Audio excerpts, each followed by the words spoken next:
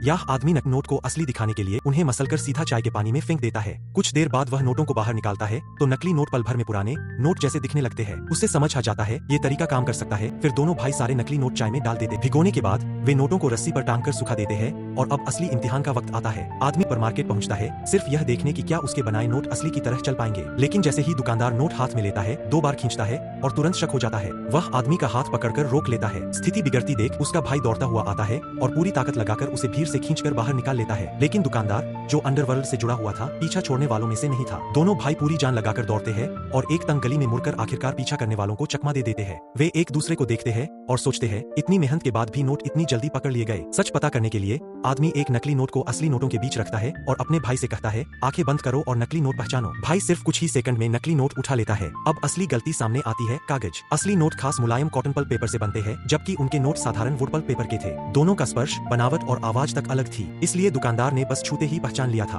अब वे दोनों पूरे शहर में असली जैसे कागज की तलाश शुरू करते हैं। काफी खोजबीन के बाद उन्हें एक पुरानी पत्रिका मिलती है जिसका पेपर असली नोटों की तरह मुलायम था। भाई तुरंत उसे ब्लीच करके सफेद करता है और उस पर असली नोट जैसा डिजाइन बनाना शुरू कर देता है। घंटों की बारीक नक्काशी और मेहनत के बाद उनकी मास्टर प्लेट तैयार हो जाती है और उसी से वह नए नोट तैयार करते हैं। इसे चाय में भिगोते हैं, खाते हैं और अब वे पहले से ज्यादा आत्मविश्वास के साथ उसी सुपरमार्केट की ओर चलते हैं। भागने में आसानी हो इसलिए छोटा भाई पीछे से उसका हाथ पकड़े रहता है। आदमी कांपते हाथों से नोट दुकानदार को देता है। कुछ सेकंड के लिए जैसे समय थम जाता है। अगले ही पल दुकानदार मुस्कुराकर उसे एक ड्रिंक थमा देता है और आदमी राहत की सांस लेते हुए समझ